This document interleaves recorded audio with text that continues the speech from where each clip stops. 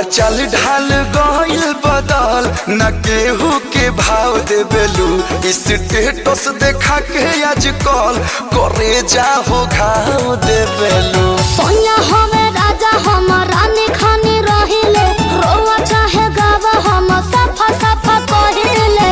बोली तोहर गोली खानी लागे